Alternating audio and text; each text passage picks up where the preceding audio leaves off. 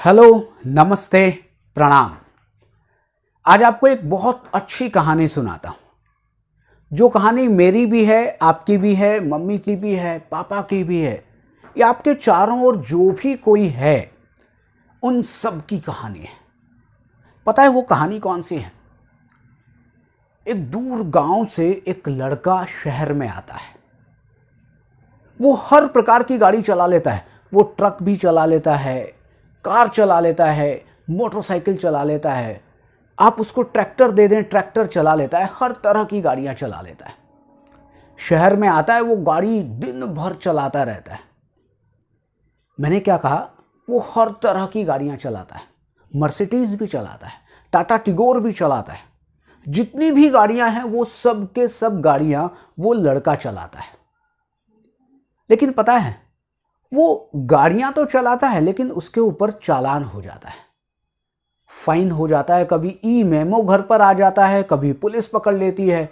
कुछ ना कुछ ऐसी चीजें होती हैं जिसके कारण उसके ऊपर फाइन लगता रहता है। आप कहेंगे साहब गाड़ी चलाना बहुत अच्छी आता है तो फाइन क्यों लग रहा है, पुलिस क्यों पकड़ रही है? गाड़ी बहुत अच्छी चलाता है, लेकिन एक दिक्कत है। दिक्कत यह है कि वो ट्रैफिक नियमों को जानता ही नहीं है। लाल बत्ती आती है तो भी गाड़ी चला लेता है, हरी बत्ती आती है तो उसको कुछ पता ही नहीं रहता है। लेफ्ट मुड़ना है तो कौन सा इंडिकेटर देना है, राइट मुड़ना है तो क्या करना है, उसको कुछ पता नहीं है, इसलिए उसके ऊपर फाइन लगते रहते हैं। वही बात हम सबके ऊपर लागू होती है। वो ऊपर बैठा हुआ ईश्वर है ना, जिसको आप भगवान कहते हैं, उसने अपने गांव से हम सबको इस शहर में भेजा है।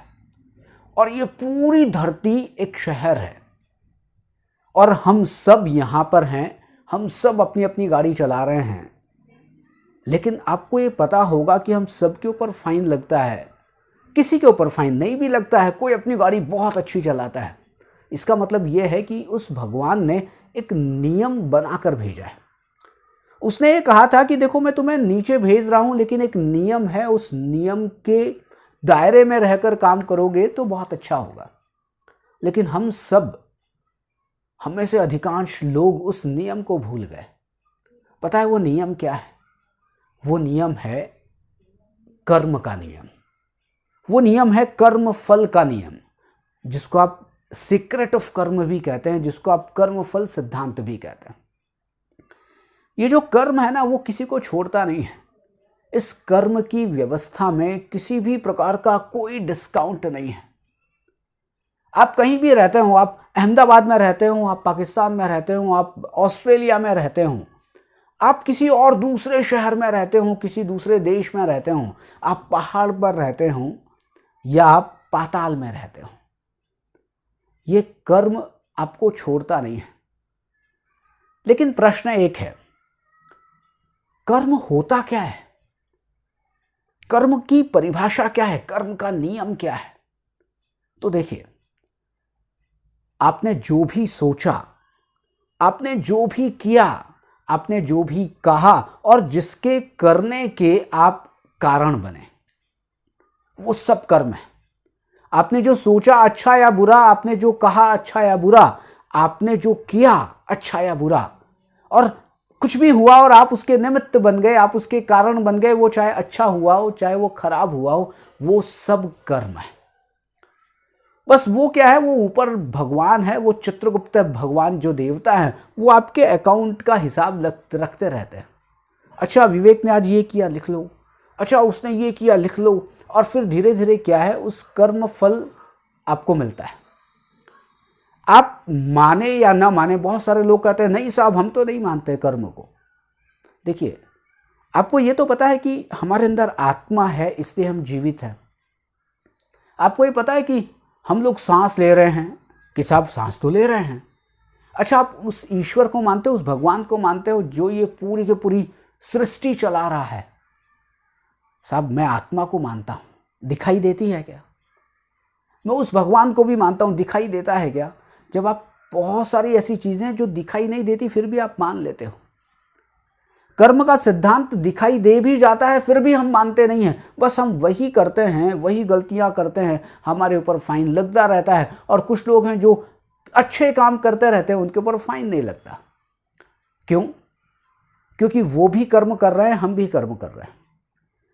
गोस्वामी तुलसीदास जी, जिन्होंने रामचरितमानस लिखी, उन्होंने लिखा था, कर्म प्रधान विश्व रचि राखा, कि इस विश्व की जो रचना हुई है वो कर्म प्रधान है। कर्म प्रधान विश्व रचि राखा, जो जस करहि सो तस फल चाखा। जो जैसा करेगा वैसा फल मिलेगा। अच्छा करेगा अच्छा मिलेगा, खराब करेगा खराब मिलेगा। कब मिलेगा इसकी कोई कैलकुलेशन नहीं है, कभी भी मिल सकता है। क्योंकि ये जो हमारी जीवन की यात्रा है ना, वो इस जन्म की नहीं है कि साहब अभी कुछ सालों पहले शुरू हुई थी और खत्म हो जाएगी। नहीं साहब, ये तो चलती रहती है। और इसलिए हमारे भारतीय संस्कृति में पुनर्जन्म की बातें कही हुई है कि हो सकता है कि जो मैं आपसे बात कर रहा हूं, मेरे कई जन्म हो चुके हैं। मैं भी कहूँगा साहब मैं तो अच्छा ही अच्छा करता हूँ, मैंने खराब तो नहीं किया, तो मुझे खराब फल क्यों मिलता है? अच्छा अभी आपने किया है, लेकिन जो भी कुछ हो रहा है कुछ ना कुछ तो कारण है। आप मानते हो आपके साथ अच्छा हो रहा है, आप मानते हो आपके साथ खराब हो रहा है, आप मानते हो मैं उस व्यक्ति के साथ मिला था, आप मानते हो मैं उस व्यक्ति के साथ नहीं मिला था। आप किसी के साथ मिलते हैं, किसी के साथ बात करते हैं, आप कुछ भी करते हैं, आपको कैसा भी फल मिलता है। देखिए साहब, पहले बहुत कुछ हुआ है, पहले इतना कुछ हुआ है जिसके बारे में हमें पता ही नहीं है। तो मैंने अभी कहा था कि आप कहीं भी चले जाएं, कर्म पीछा नहीं छोड़ता है। आपने महाभारत का नाम जरूर सुना होगा, और महाभारत लिखी थी महर्षि वेदव्यास जी ने। महर्षि वेदव्यास जी ने संस्कृत में एक बड़ी अच्छी बात कही है, यथा धेनु सहस्रेषु वत्सु गच्छति मातरम तथा पूर्व कृतम कर्म कर्ता रमनु गच्छति। आप एक गाय का बछड़ा ले और हजारों गायों के बीच में छोड़ दें। वो जो गाय का बछड़ा है ना, उन हजारों गायों में अपनी मां को खोज ही लेगा। वैसे ही कर्म जो आपने किए हैं, आप कहीं भी चले जाएं, कर्ता को वो खोज ही लेता है, कर्म करने वाले को वो खोज ही लेता है। आप कहते नहीं साहब मैं तो छुप जाऊंगा, मुझे मिलूंगा ही नहीं। नहीं साहब, आप कहीं भी जाके छुप जाए, आप पहाड़ पे हिमालय चले जाएं, आप पाताल में चले जाएं, आप कहीं भी चले जाएं, आप छुप नहीं सकते। वो कर्म कहीं ना कहीं आपके पीछे लगा रहता है, और आज नहीं हमेशा ही लगा रहता है। इसलिए कुछ लोग हैं जिनको अच्छा फल मिलता है, कुछ लोग हैं जिसको बुरा फल मिलता है। तो अच्छा या खराब ये केवल हमारे साथ नहीं होता, ये तो उस भगवान के साथ भी होता है। आपने यदि रामायण देखी हो तो भगवान राम को भी कर्मों का फल मिला था। वो तो भगवान थे, तब भी वनवास जाना पड़ा।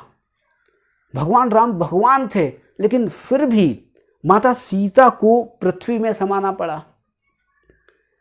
लवकुश थे, लवकुश को अकेला रहना पड़ा। मतलब कि उनको, उनका जो जीवन यापन है, उनका जो परवरिश है, वो जंगलों में हुआ। वाल्मीकि जो भगवान थे, उनके यहाँ पर जो गुरुकुल था वहाँ पर हुआ। तो ऐसा नहीं है, चाहे वो मैं हूँ, चाहे आप हैं, चाहे वो भगवान है, ये जो सृष्टि है वो सबके लिए बराबर है। जैसा आप करोगे वैसा आपको मिलेगा। अच्छा करोगे अच्छा मिलेगा, खराब करोगे खराब मिलेगा। बस अकाउंट आप देखें या ना देखें इसका, लेकिन वो धीरे धीरे अकाउंट देखने वाला वो देखता रहता है, और बस वो एक समय आता है, यस टिक, और वो फल आपको मिल जाता है। बस यही है कर्मफल का सिद्धांत। इस वीडियो में आज हम इतनी ही बात करते हैं, लेकिन कल हम फिर बात करेंगे कि कर्म होते कितने प्रकार के, कि कैसे क्रियमाण कर्म, संचित कर्म और प्रारब्ध कर्म बनते हैं। क्या अभी मैं क्रियमाण कर्म कर रहा हूं या ये मेरा प्रारब्ध है? कल बात करेंगे।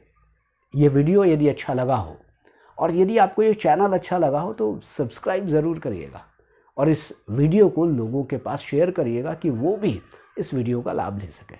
Thank you very much.